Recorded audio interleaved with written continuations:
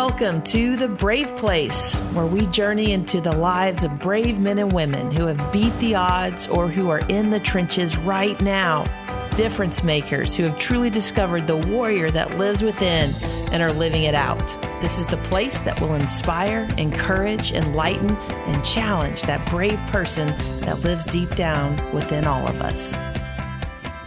Welcome back to The Brave Place. I'm your host, Christy Rodriguez, and I am excited to say that on the phone right now is the one and only Grammy Award-winning, too many Dove Awards. I don't even know where to start. I think she's over maybe 12 or 13 now. Singer-songwriter Lauren Daigle. Yes, you heard me. Lauren Daigle is with us this morning. Lauren, good morning. Christy. How are you? Good morning. I am so good. How are you? Well, I am great. I hope I'm not interrupting like any Cajun meals or anything. Maybe you're on a little gumbo. Oh my gosh, you are hilarious. I literally just said, when Tanner picked up the phone, I said, perfect timing. I just finished my last bite. People ask all the time, what's your favorite food? Like if I have one thing, and I always say rice, because you have literally every single meal in the Cajun cuisine has rice. Is over rice. Well, it's so good. So good. What's your favorite Cajun meal, would you say? Okay, I love gumbo. That's just a classic. I love shrimp and grits. I love crawfish. My dad used to make this rabbit fricassee. That was delicious. I would eat that to say it. Right? Isn't that a fun word, fricassee? I would order that every night. Great. Now I'm hungry. Thank you for that. Okay, switching gears. You're coming here to Northwest Arkansas. You're coming to the Walmart AMP in Rogers, Arkansas, August 14th. And I just need you to know that we are all so pumped up. You have not been in our neck of the woods in quite a while. Our listening family, this interview right here, I know our listening family, all ears, they are zoned in right now. And I just want to start off with that. So the Kaleidoscope Tour, first of all, what's special about this particular tour to you? And where does the word kaleidoscope come from for you personally? Oh, that's awesome. Well, I'll tell you this. I'm so excited to be coming back. It's been years. So I'm just genuinely delighted to come back and see you guys because I'm in Louisiana. Mm-hmm. I'm like, just right underneath you guys. So I feel like we had childhood memories of driving through Arkansas and going through the hot springs and all the lakes and stuff. It's just so beautiful. So I'm really excited to be coming back. The thing that I'm excited about on the Kaleidoscope Tour is the music, the band, and just experiencing. I feel like every single night is something different that God brings into the equation. And that's why I named the tour the Kaleidoscope Tour. I explain that in the show, just how we all bring our stories and every person is there and carrying something into the room, whether it's the greatest joy or the deepest sorrow. There's always something that people bring into the room, and we get to just take a moment, have a moment in time to say, all right, what is tonight going to look like? What beautiful color is going to be brought into my world when we get to see the glory of God together? It's one of my favorite tours I think I have ever been on. It's been a blast. Wow. Well, that's incredible. Well, one thing I've noticed about you, and I love how much you love people. And just to hear you even talk about this, you can tell it just as you describe Kaleidoscope Tour. Just with that, you just connect so well with people. I just want to know what's your secret? How are you able to do that just so easily? Not everybody can do that. What's your secret sauce? Oh, that's really kind. I think it's probably in the fricassee. No doubt. When I was a kid, I always saw my family talking to people and engaging with strangers. It didn't matter, if it was somebody on the side of the road or somebody that we met in the coffee shop or at the grocery store or whatever. We were always talking to people. And my grandfather, he was someone who I would always watch the way that he engaged with other people. And same with my parents. Like I remember when certain disasters would come in Louisiana, like watching how they responded, going to your neighbor's house, cutting down trees and things like that when we would get hurricanes, or going to the red light districts when people were displaced and serving everyone gumbo and just various things. I saw my family really offering kindness to people. And so I think that zeal met with the zeal of knowing the love of Christ, it's kind of a combination. I want every person that I encounter to be able to feel that love and that connection to God. And, there's this thing about being a vessel, and I ask to be that while I'm here on this planet. Like, what does a hug feel like? What does a smile feel like to someone who hasn't received one in a long time? That might be just a moment of them experiencing the presence of God, even just but a split second, So that's kind of how I like to live my life, and that's just one of the characteristics that I can bring to the world through what I've experienced in my relationship with Him. It's incredible. I just have a curious question. If you weren't singing, I mean, I feel like you'd probably be an evangelist just based on the way you express yourself. But what do you think you'd be doing if you weren't singing? What would be your dream job outside of singing? Well, I always think I'd be a school teacher. Aw, that's Because awesome. I love kids, and you can be so creative. It's like there's a similar type of creativity and exploration that you can engage with being in the studio and things like that, and then also being in the classroom.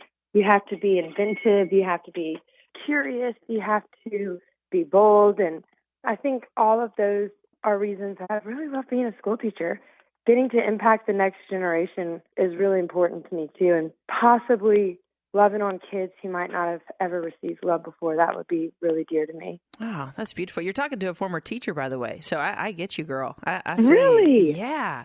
So come on. Yeah, you're That's definitely amazing. Well, I loved teaching, but you're doing the same thing. And awesome. I mean, God has, put a mic in your hand pretty much every day of the week and given you the ability to teach. That you're doing that. You are making that difference and shaping young lives and old lives all together. So I just want you to know, even though your other job might be a teacher, you're already a teacher. So I'm just saying, just letting you know, you're teaching Thank now. you. You bet. That's a high compliment. Well, absolutely. I appreciate that. Well, listen, you've been super successful. I mean, you've got some Grammys behind your belt. You've got I don't even know how many Dove Awards. You're well past the, you're at least at a dozen. I know, and so life is looking pretty good for you from the outside looking in. Now, I want to ask you if you ever have any discouraged days, and if you do, what do you do on those days? Oh, absolutely. I think it's part of the human condition, to have moments of joy and excitement and zeal and all the things going right, and then also moments of life that you feel dismal or weary. And I think in those times, like when I'm just having, I like to call an off day, I'll text my friends. I'll say, hey, today I'm having an off day. Can you pray for me? Or, hey, today I'm oddly feeling blue. Can somebody just give me a call so I can hear someone's voice? Having an accountability partner through life, I think, is so important. And I started this friend group back in COVID because I noticed, oh my gosh, if I don't have some sort of a lifeline here, this is going to be really a tough season. And it was a tough season, but I started this girls group. We call ourselves the Spice Girls. It's like 10 of us. And it's just with every life scenario that we're going through. Several of them have children, and, some are pregnant. Some are trying to figure out how to move out of, their parents' house for the first time. Some of them are trying to get married. There's such different phases with each of the friends. Some of them are trying to build careers. Some of them have just retired from working. And it's really a really beautiful, eclectic group of people. And we all kind of hold each other through the simplest moments of, hey, I'm not going to breastfeed this month to try to wean my child. Can you please pray for me because I'm not sleeping at night? Yeah. And then everything from that to I have a really big medical thing that came up that I need you guys to really cover me in. So there's just a lot of beauty in companionship that I find on those days that life is a little bit tougher. I try to cling to the people the Lord has brought into my life to say, all right, come on, this is where I need, my errands. Yeah. Errands to the Moses in those moments. It's really important. The other thing is gratitude. Just looking around and saying, what can I be grateful for today? This might be hard. Today might be difficult. I do feel overwhelmed or sad or, whatever it is. but what is something that I can fix my eyes on that does remind me that God is here and that he's present? What is one thing that I can be grateful for? And that's another thing that I think really helps turn your perspective if you allow it to sink in deep. Because sometimes you can just be like, oh, I'm grateful for food on the table, and not really allow it to resonate. But if you allow gratitude, just saying, okay, God, thank you for an able body. Thank you for the food that you've given me. Thank you for a roof over my head. Or thank you for waking me up this morning. Thank you for putting breath in my lungs. Whatever it looks like, and really allowing that gratitude to spill over into joy, I think, is another thing that's really important and helpful. That's incredible. I love your perspective. I think you're right on community and gratitude and just putting God and people first. I see that evident in your life, and I think it's a good reminder for all of us. So thank you for that. So much good conversation, and I thought we might just play a little fun game. Something simple, let our listening family get to know you a little bit better. It's super easy. All you got to do is answer one of these two things. It's super quick. You ready? Okay. Here we go. Okay. Beach or mountains? Beach or mountains? Oh, gosh, don't do this to me. We're going to say beach today because it's so sunny outside and I'm loving it. Okay. Rome or Paris? I love both though. Rome or Paris? Oh, my gosh. Paris. Okay. Woods or jungle? Jungle. Oh, yeah. Football or basketball? Football. Horses or llamas? Horses. Jeep Wrangler or BMW convertible? Jeep Wrangler. Oh, I have a Jeep Wrangler. I'm with you, girl.